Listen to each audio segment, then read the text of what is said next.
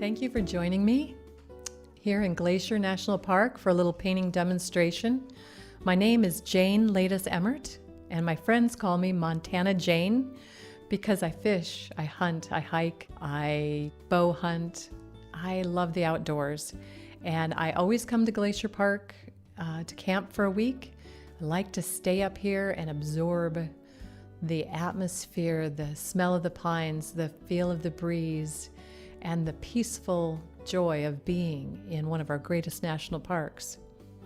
Today I'll be painting what is called alla prima or plein air painting, which means I will capture the essence of the scene quickly and outdoors on site. My first step in painting a plein air piece is to create a value study. I'm going to use some acrylic paint on what's called a Bristol board. It's a stiff white board. It just prevents me from wasting my canvases or my oil paints, and the acrylic dries quickly, which is very nice for a value study. I'm going to throw in my deepest darks first, then my lightest lights and my middle values. To see those values, I squint down until my eyes are almost closed, so I see the simplified scene. A lot of times in painting, we're squinting our eyes to reduce the scene so that we see 5 to 6 major shapes of lights and darks.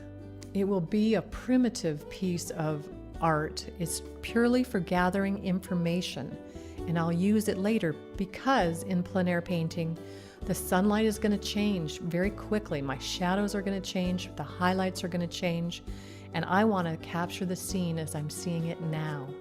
I'm starting with the darks on the branches and the tree in front of me. Then I put some darks on the distant shoreline where the shadows are deepest. Then I lighten up the black to create a medium gray value, and I paint in those middle value shapes. What you're seeing in Glacier Park in this scene is the variations in color on the far hill were created by the 2007 fire in Glacier Park.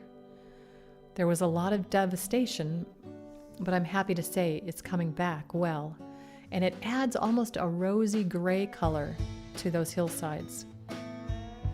Now, as I do this painting, I'm carving out the space and painting negatively around the tree trunk. That means I'm putting in those middle values and hopscotching around the trees because I need those darkest darks in first to set the tone for the painting. Otherwise, it'll end up middle valued and gray. My goal, again, is to create 5 to 6 major shapes of the 3 value colors, light, medium, and dark, and make them connected so that it's a cohesive image. The lightest value in the painting is always the sky. And then in this case, there's a medium value in the lake and the distant mountains. The lake is reflecting the sky color, but it's a deep mountain lake with a wonderful turquoise tone. And so it's a more medium value with the light highlights. The lightest sunlit area is in the foreground, and there are dark valued shadows that follow the topography of the ground. This is a quick study. I want to capture the sense of the light and shadows quickly because in plein air painting, the sun and shadows move so quickly that you lose their positions later in the day. The value study will be my reference guide so that later on I put them in the right position. The tree trunk is a combination of middle and dark values with 1 or 2 light highlights. I add the shadows in the foreground and they help lead you into the painting. My goal is to do the value study quickly so I can move to the colored oil painting with these shapes locked into my brain. This is really important in plein air painting where the scene changes so quickly. This is a close-up of the value study.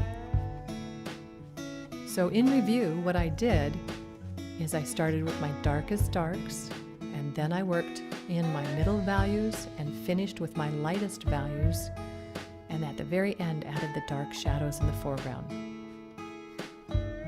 I've got the sky as my lightest value, the mountains are middle values along with the lake and distant shoreline. And that's my demonstration of painting Lake McDonald in Glacier National Park. Thank you so much for joining me, and happy painting from Montana Jane.